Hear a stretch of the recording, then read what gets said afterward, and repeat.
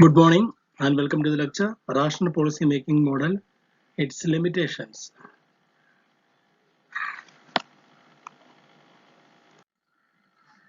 A rational policy making has certain constraints, and the concept of rationality is bandied about so much and so indiscriminately that it threatens to lose its meaning. Actually, it is not to be considered as purely rational. That is a criticism says. So they says uh, it is so indiscriminately it threatens to lose its meaning. It is more widely exposed than practiced. So it is more widely exposed than practiced. So while in practicing the practical side of rationality is lesser than it is established. And some of the important constraints to rational policy making are here. First one is in accomplishing goals. So rational policy making is a very difficult exercise. The expectation that a rational policy will emerge is small. So we cannot expect more from rational policy making. So it is very less we will get uh, from what we expect. That is a major criticism. By the time the policymaker recommends a rational policy, the problem in question has become so complex that the rational prescriptions become decisions that are made on the basis of societal goals. So the rational policy making says that while analyzing every options, every alternatives, they will arrive at a good decision, a very best policy for the society, for the wellness of the society. So it is not practical, it is not possible. And actually in practical, really what is happening there, the decision makers may try to maximize their own rewards such as power, status, money, the chance of re-election. Therefore making for more rational policy is more an exercise than a goal. So we cannot say that rational policy is working for making of a good, very best policy for the society. No, actually the policymakers uh, doing uh, the work for the uh, what for the rewards, for sometimes the powers to maintain their power, to maintain their status, sometimes for money, and also for to get to be elected for the next time. Therefore, making for more rational policy is more an exercise than a goal. But we can say that this rationality has some positive purposes. Rationality is somewhat like democracy, has a major role. So in this context, Lindbergh says, as a democracy is a measuring rod of virtue in political system. So in a political system, a very well defined or a good adaptable system is democracy. A good political system is democracy, as a good rationality is a very good adaptable one in decision making. So the every time the policymakers try to make policies uh, with an aim of public interest. So every time we cannot say that the public interest is equal to the wellness of the society. No, actually the policymakers trying to satisfy the public for the uh, for getting some kind of rewards for the benefit of their position. So that is actually say we can say that the rationality is a good, is a positive side as far as concerned to what democracy do. For a good democracy, the when the political system or the decision makers act according to the will of the people, so we can say that it is a good, it's a part of a good democracy. But when you analyze in the goal side, when is this uh, adequate to satisfy, to provide a best policy for the well-being of society, or the is enough for the accomplishment of goals of society? It's not correct. That is a criticism. Okay. The rational policy making model is expected to produce optimal result. They say that it is for making maximum result, but actually is this possible? In reality, it does not always happen. The public interest is considered to be more important than being merely the sum of individuals' interest in the policy. The sum of individual interest is not equal to the public interest. Every interest of every individual is different. And when compared with the public interest, the sum of individual interest is not equal to the public interest. So public interest sometimes is not satisfactory to individual interest. For example, if air pollution control is a public interest, so here we can see an example. Air pollution control is a public interest because all share in its benefit. Then the strategy might be require every automobile sold is to be fitted with an expensive set of anti-pollution emission control devices, making its cost more. Few citizens are willing to pay more of their own money to reduce automobile emissions. If there are public goods, there will be also public bads. If pollution control is a public good, then pollution is itself a public bad. A public bad, in fact, too often result from the individual's rational perspectives that everybody doing it and my little bit of it won't really matter much. And thus, the motivation for policymaker to try to maximize net goal gain is missing. It's not possible. The fuller optimization, the fuller the chance of getting fuller realization of the targets of the goals is not possible. There is a second criticism. The third criticism is that conflict between rational choice and need for action. So every time the decision makers is liable to act in a particular context, and the there is a difference between to take action and the rational behavior. There is a conflict between the search for rational behavior and the need for action. And already we stated that the policymakers are not motivated to make decisions on the basis of societal goals, but try to uh, maximize their own rewards, power, status, money. So, what is really happening there?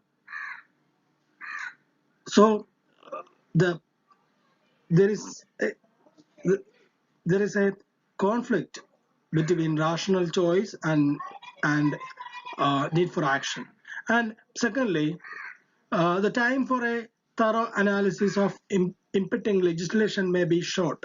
In an emergency situation, action is sought immediately, but the time is too short for careful analysis. In routine policy making also, the sheer number of potential issues limits the time available to analyze any one issue carefully. So when okay, and when any disaster happens, any issues happens, government uh, is government must take decisions within a little bit of time. They have to take the decision. So to analyze the possible options, possible consequences is not possible. So time is a very important factor. And in every policy making procedure, as a routine policy making process, a number of potential issues, a number of issues are there. So it limits the available time to analyze any one issue carefully. There is also no consensus on the societal values themselves. They may conflicting values prevailing among specific groups and individuals, make it difficult for the policymaker to compare and weigh them. So take the case of retirement of government um, employees, the increase of pension age, and on the other side there is a density of candidates who are willing to be appointed in the government post. So they will oppose the government's decision to increase the pension age, and on the other side, the government political the political employees unions pressure will be there on the political side. So the budget will come, the election will come, and within a very limited time, the government may uh, take a decision. So within a very limited time, how, what is the right decision? What is the wrong decision? It's not a. It's based on the choice, rational choice. So sometimes the rational choice and the need for action may confronting each other. That is actually happening there. That is a third criticism. Another major drawback is that dilemma of political feasibility. The dilemma of political feasibility concerns itself with what is possible. By political feasibility is meant that the probability that however rational and desirable a policy option would actually be adopted and implemented by the political system. Politicians too often resolve the dilemma of political feasibility by avoidance of conflict. Uncertainty about the consequences of different policy alternatives may also force politicians to stick to previous policies. Elected officials do not want to sacrifice their chance of re-election at the cost of rationality, especially respecting the voice of the people.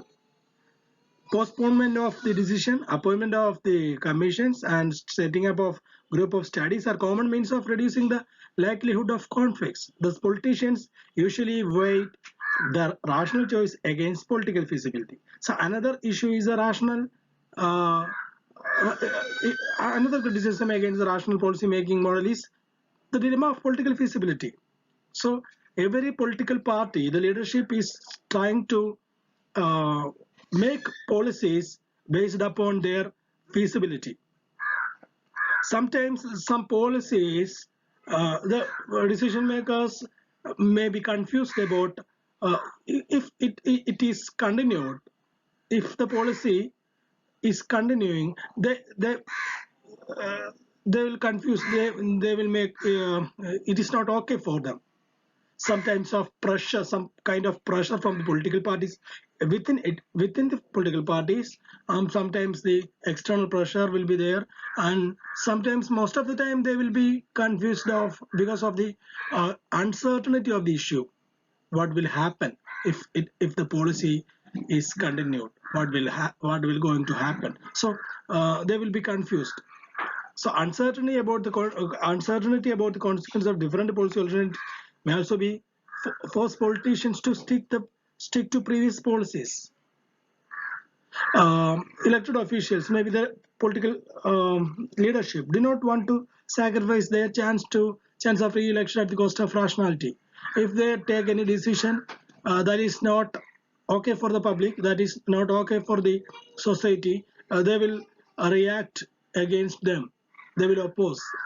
So they are not ready to take any decision that is not okay for them. That is totally disturbing the uh, beneficiaries, their benefits. If it spoils uh, the existing benefits, they will react it. So in this context, they will approach. They will take some kind of strategy. sometimes postponement of the decision. They will hand over the challenge to the next government. Something like the government recently government decided to uh, don't decided to continue the salary cut and also to uh, the burden. They will hand over the burden to the actually what is happening in the when the next government is in power, they will uh, they will be answerable to the government officials. So that kind of postponement of the decision may be happen. Sometimes appointment of the commission, they will appoint a commission to study the issue. So the commission will take 1 to 2 years. So for that period, the government will be free. There will be no issue. And setting up of a group of studies are common means of reducing the likelihood of conflicts. So thus politician usually weigh the rational choice against political feasibility. Another issue is the problem of cost benefit analysis. It is difficult for the policymakers to calculate the cost benefit ratios accurately when many diverse social, economic, political, and cultural values are at stake. Apart from these, policy makers have personal needs, inhibitions, and inadequacies, which render them incapable of assessing the alternatives to arrive at rational decisions. Rational policy making requires making hard choices among policy alternatives, but there are several constraints in gathering the amount of information required to be aware of all possible policy alternatives and the consequences of each alternative, including the time and the cost involved information gathering. So another problem is the issue in cost benefit analysis. Uh, the policymakers uh, have many difficulties in calculating the cost benefit ratios accurately. So they are calculating the cost benefit issue, cost benefit ratio based upon the data, the information collected from the field sometimes, and most of the time the information is not adequate. So they arrive at a decision collected information from based on the collected information, and there will be a chance of getting actually adequate information, and there will be technical issues will be there. Uh, So there are several constraints in gathering the amount of information required to be aware of possible policy alternatives. To make policy alternatives, there will be very limited information, including the time, cost, including there will be issues in getting right decisions, right alternatives due to the issues. So that is the another criticism, another drawback of another limitation of rational policy making model. The sixth limitation of a rational policy making model is the nature and environment of bureaucracy. It's an important obstacle to rational policy making. Thomas Dye observes the segmentalized nature of policy making in large bureaucracies makes it difficult to coordinate decision making so that the input of all of the various specialists is brought to bear at the point of decision. Fragmentation of authority, satisfying personal goals, conflicting values, limited technology, uncertainty about the possible policy alternatives and consequences thereof, and other factors limit the capacity of bureaucracies and other public organizations to make rational policies. So there will be many issues. The behavior of bureaucracy. their personal goals, their values, conflicting values, limited technology, uncertainty about the possible policy alternatives, and many issues will be there. So the nature of environment also is a major limitation of rational policy making.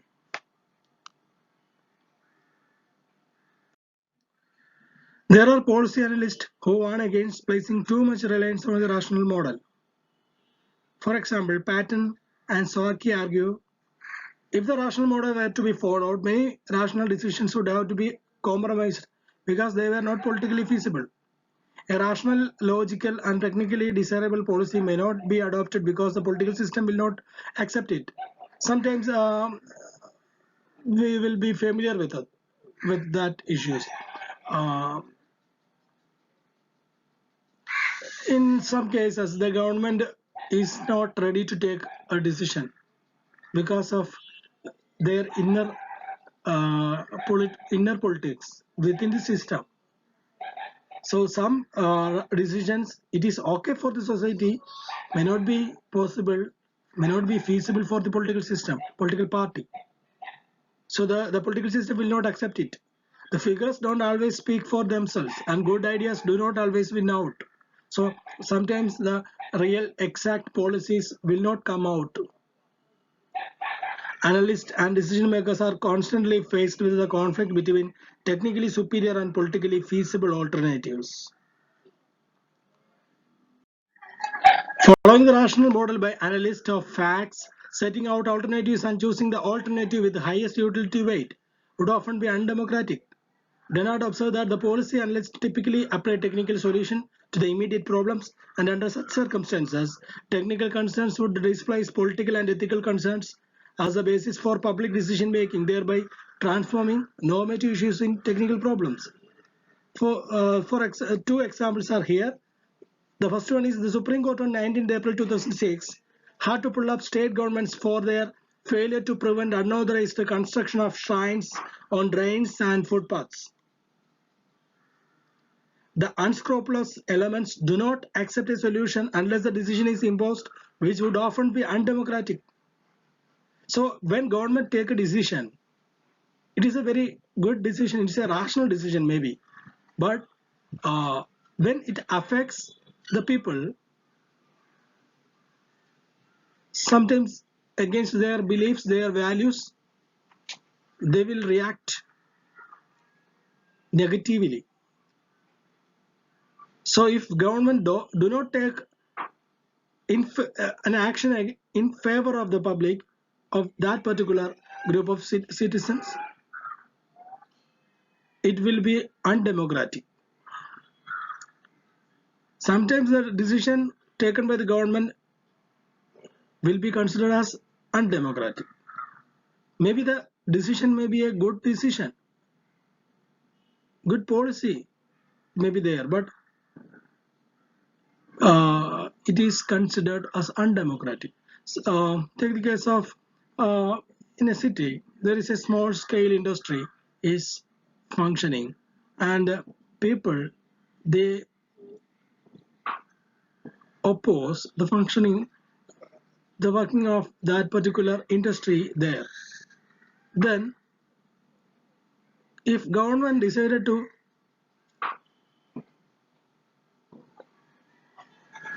shift that particular small scale industry from the city,